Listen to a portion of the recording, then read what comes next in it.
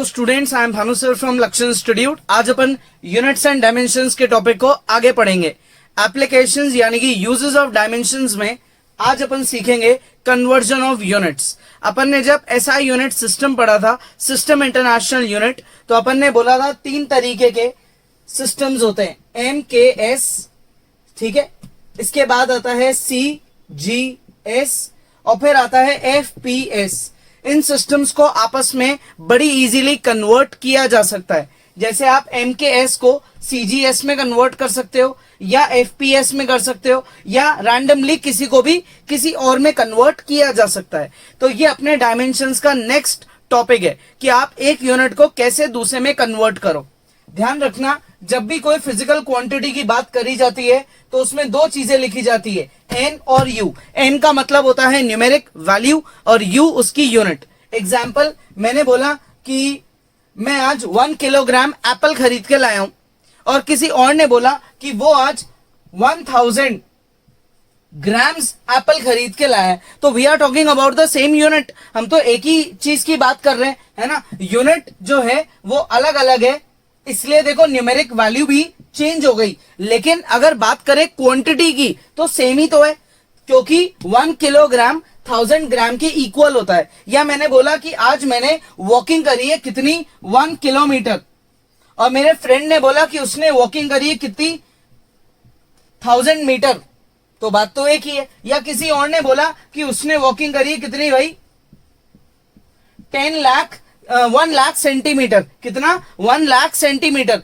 तो हम सबने इक्वल डिस्टेंस ही तो कवर करा है, बस मैंने वैल्यू 1 बोली क्योंकि मेरा यूनिट है किलोमीटर, फ्रेंड ने वैल्यू बोली 1000, उसका यूनिट है मीटर। अब दूसरे फ्रेंड ने बोला 1 लाख, तो उसने यूनिट और कम कर दी सेंटीमीटर। तो देखने में आपको ये बहुत बड़ा लग रहा है, लेकिन इसकी यूनिट भी तो देखो, इसने सेंटीमीटर का यूज करा है और अपन ने किलोमीटर का यूज करा है। तो अपन बाय लॉजिक ऑफ डायमेंशंस एक यूनिट को, एक सिस्टम ऑफ यूनिट को दूसरे सिस्टम ऑफ यूनिट्स में कन्वर्ट इजीली कर सकते हैं। तो ये अपन लॉजिक सीखेंगे न्यूमेरिकल्स को सॉल्व करके। कुछ बड़े इजी क्वेश्चंस का कन्वर्जन लेंगे और उन्हें एक सिस्टम से दूसरे सिस्टम में कन्वर्ट करना सीखेंगे। उससे आपको टॉपिक बड़ी इजीली क्लियर हो जाएगा, ठीक है। अब जैसे स्टार्ट करते हैं अपन किससे, फोर्स से। मैंने आपको बोला कि फोर्स की वैल्यू है 1 न्यूटन, ठीक है। क्वेश्चन नंबर 1 आज का, फोर्स की वैल्यू है 1 न्यूटन। अब आप इसको कन्वर्ट करो किसमें, डाइन में, DYNE, ठीक है। तो जो न्यूटन होता है, ये न्यूटन वर्ड रेफर करता है MKS सिस्टम को। न्यूटन वर्ड रेफर करता है MKS सिस्टम को, और फोर्स में जो डाइन वर्ड है वो रेफर करता है CGS सिस्टम को। तो अपने को इसमें बताना है कि 1 न्यूटन फोर्स कितने डाइन के इक्वल है।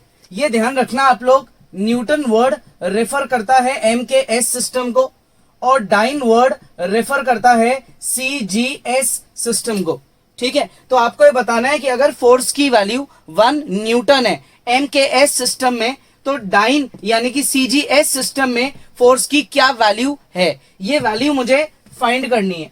तो सबसे पहले मैं फोर्स के फॉर्मूले से उसका SI यूनिट निकालूंगा और फिर उसके डायमेंशंस को फाइंड करूंगा। फोर्स का फॉर्मूला होता है मास इंटू एक्सेलरेशन। मास होता है किलोग्राम में और एक्सेलरेशन होता है मीटर पर सेकेंड स्क्वायर। किलोग्राम के लिए आप लिखोगे m, मीटर के लिए आप लिखोगे l और सेकेंड के लिए आप लिखोगे टाइम। ये टाइम अपॉन में है तो ऊपर जाके पावर नेगेटिव कर देगा। ये आपके फोर्स की क्या है, डायमेंशनल एनालिसिस हो गया ये इसका। ये अपन ने इसका डायमेंशन निकाल दिया। क्लियर यहां तक। MLT सिस्टम में मास, लेंथ और टाइम की टर्म्स में इसका डायमेंशन आ गया। अब आपकी जो फोर्स की वैल्यू है, ठीक है, अब अपन बड़ा एक इजी सा फॉर्मूला लेके चलेंगे। क्या है वो formula, N1U1 equals to N2U2, ठीक है। तो U1 का मतलब यूनिट 1, तो N1 इन सब में 1 लगा दो, M1 L1 T1।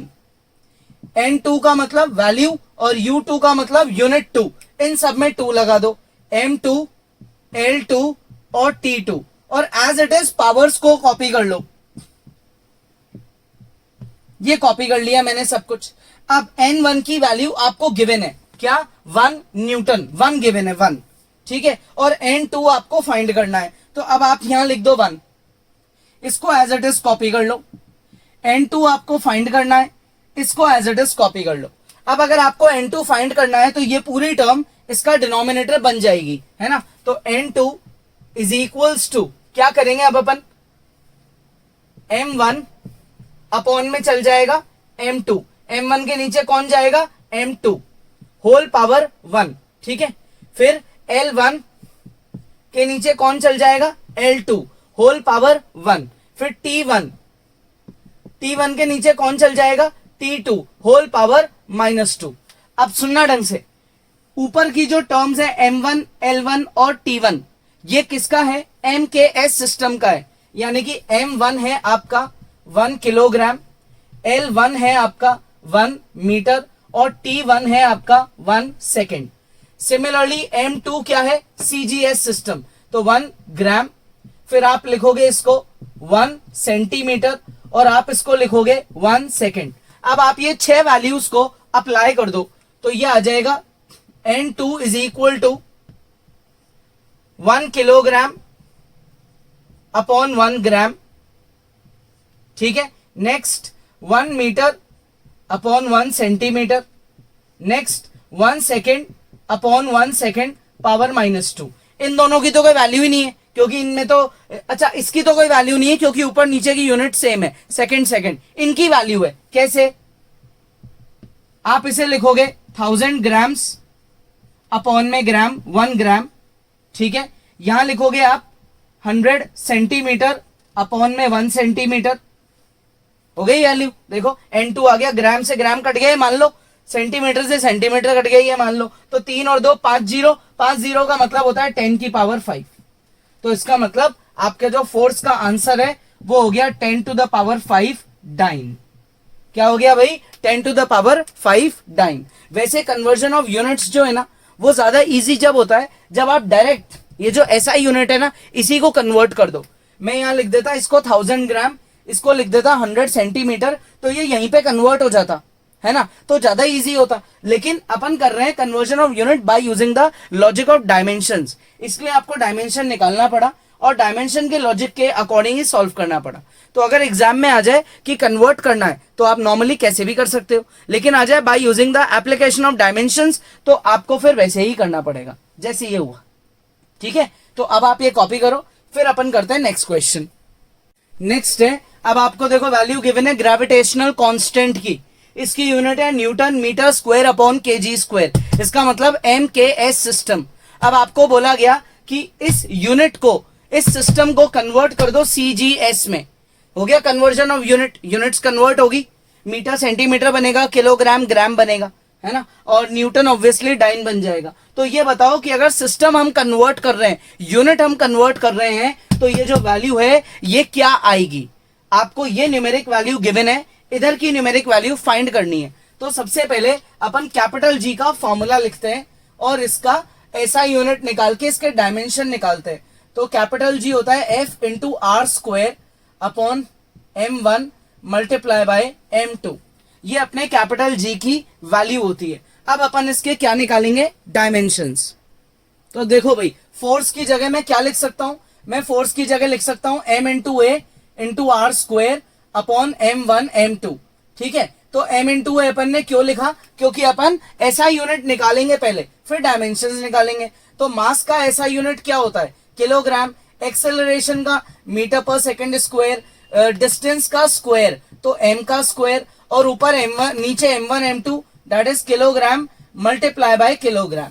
ये इसके कन्वर्जन आ गए, तो ये अपने कट गई वैल्यू, कट गई ना वैल्यू। तो ये यूनिट क्या आई, ये आई मीटर क्यूब, ठीक है, और अपॉन में केजी मल्टीप्लाई बाय सेकेंड का स्क्वायर। ये अपने कैपिटल G की SI यूनिट आ गई। अब आप इसको डायमेंशंस में कन्वर्ट करो। तो मीटर का डायमेंशन कौन होता है, मीटर का डायमेंशन होता है लेंथ, किलोग्राम का होता है मास और सेकंड का होता है टाइम, ठीक है। तो ये बन गया आपका m की पावर -1, ठीक है, l की पावर 3, t की पावर -2। ये आपका MLT सिस्टम बन गया, मास लेंथ और टाइम। ये आपके डायमेंशंस आ गए -1, 3 और -2।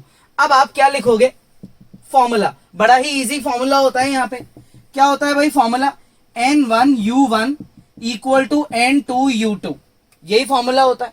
अब आप N1, एक बार N1 ही रहने दो, U1 की जगह क्या लिखोगे, M1 L1 T1, पावर्स लगाओ, माइनस का 1, फिर 3 और फिर -2 इक्वल टू में N2 को कॉपी कर लो, U2 यानी कि यूनिट 2, तो MLT लिखो, MLT, U2 है तो सब पे 2 लगाओ और पावर्स जो आपने निकाली है वो लगा दो, पावर यानी कि डायमेंशन। ठीक है, ये आपका फॉर्मूला बन गया। अब आपको इसमें N1 तो गिवन है, आपको N2 फाइंड करना है, तो ये पूरी टर्म चले जाएगी डिवाइड में, तो N2 हो जाएगा N1 M1 अपॉन M2 होल पावर -1 L1 अपॉन L2 होल पावर 3 T1 अपॉन T2 होल पावर -2। ठीक है, अब आप M1 M2, M1 जो है वो आपका था किसमें, MKS सिस्टम में, और M2 L2 T2 है CGS सिस्टम में, CGS में। तो अब आप M1 की वैल्यू लिखोगे 1 किलोग्राम, फिर L1 की 1 मीटर और फिर T1 की 1 सेकेंड।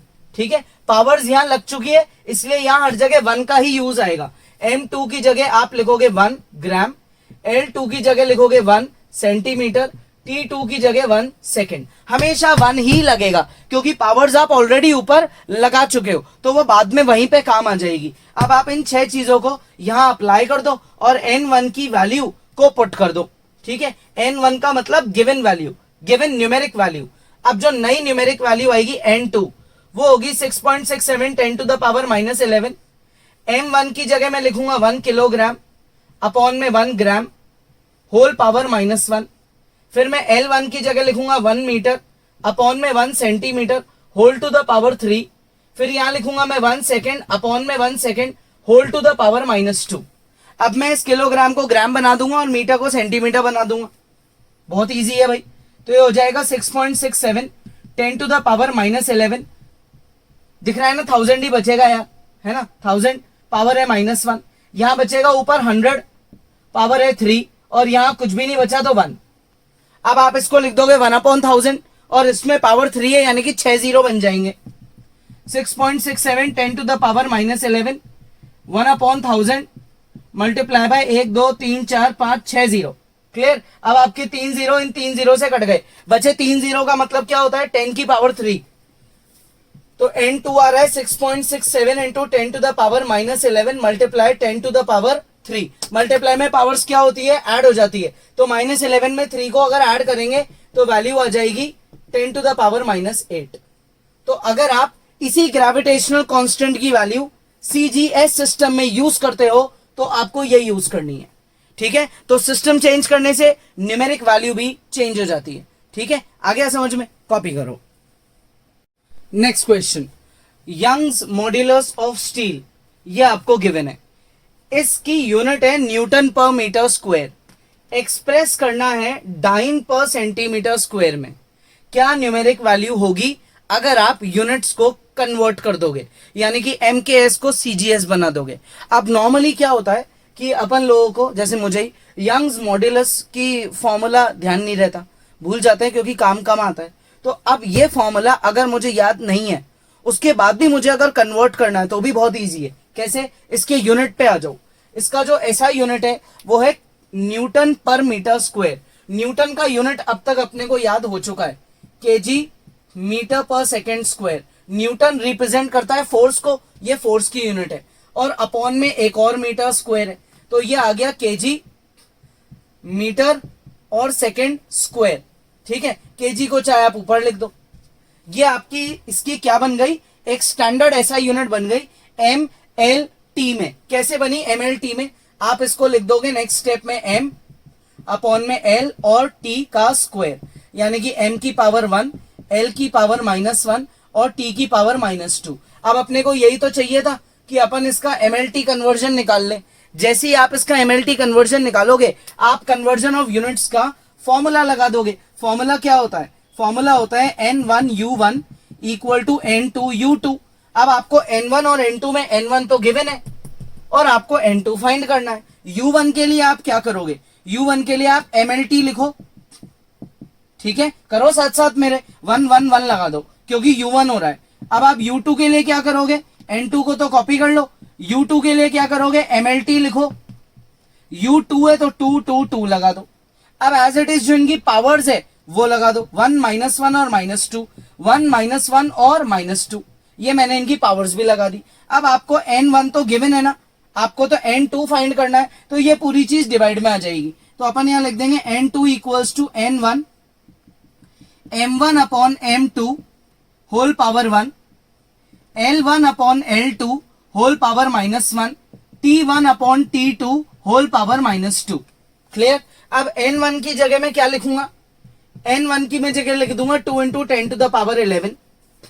ध्यान रखना, अब मैं M1 की जगह क्या लिखूंगा, अभी याद हो चुका है, ऊपर आपका है MKS सिस्टम, तो 1 क्या लिखोगे, मास है 1 किलोग्राम, ठीक है। फिर नीचे क्या लिखोगे, 1 ग्राम, क्योंकि नीचे CGS सिस्टम है। ऊपर लेंथ MKS में लिखोगे मीटर, नीचे लिखोगे सेंटीमीटर। MKS ऊपर लिखोगे 1 सेकेंड, नीचे भी 1 second. Clear. Powers as it is लगा दो, -1 -2 और 1। हमेशा ध्यान रखना M1 M2 L1 L2 T1 T2 ये 6 की 6 चीजों की वैल्यू 1 1 1 यूज होती है, बस इनके यूनिट्स का ध्यान रखना है। ऊपर अपन लगा रहे हैं MKS, नीचे लगा रहे हैं CGS, क्योंकि MKS गिवन है, CGS फाइंड करना है। अब आप 1 किलोग्राम को क्या लिखोगे, 1 किलोग्राम को लिख देना 1000 ग्राम, तो कैंसिल आउट हो गए, 1000 ऊपर बच जाएगा। 1 मीटर को लिख देना 100 सेंटीमीटर, तो कैंसिल आउट हो गया, 100 ऊपर बच जाएगा। पावर जरूर लगा देना, 1 से 1 सेकेंड कट गया, 1 की पावर का कोई वैल्यू नहीं है क्योंकि वो 1 ही रहता है। ये अपॉन में आ जाएगा, 100 अपॉन में आ जाएगा और ये अपने टर्म्स कट जाएगी, तो एक 0 ऊपर रह गया। 2 into 10 to the power 11 multiply by 10, ठीक है, समझ गए ना। पहले 1000 था, अपॉन में आया 100, तो 2 0 कट गए, एक 0 बच गया ना। अब पावर में क्या कर दो, ऐड ऑन कर दो। क्यों करेंगे ऐड ऑन, क्योंकि मल्टीप्लाई में पावर्स ऐड होती है। अब आप इसकी यूनिट क्या लिखोगे, ऑलरेडी गिवन है, डाइन पर सेंटीमीटर स्क्वायर, ठीक है, कॉपी कर लो। Next question, surface tension of water is 72 dyne per centimetre. ये यूनिट देख के समझ में आ गया मेरे को तो कि ये CGS सिस्टम गिवन है, इस बार उल्टा हो रहा है। What is its value in SI unit, यानी कि MKS सिस्टम में वैल्यू निकालनी है। सरफेस टेंशन का वैसे फॉर्मूला होता है फोर्स अपॉन लेंथ, फिर भी अगर आपको याद नहीं रहे तो फॉर्मूले का कोई काम ही नहीं है, क्योंकि काम तो किसका होता है, सिर्फ यूनिट का। आपको SI यूनिट क्या गिवन है, dyne per centimetre, dine per centimetre. अब आप फोर्स की, जब आप SI यूनिट की बात करते थे तो आप उसमें लिखते थे न्यूटन, और न्यूटन को लिखते थे केजी पर मीटर स्क्वायर।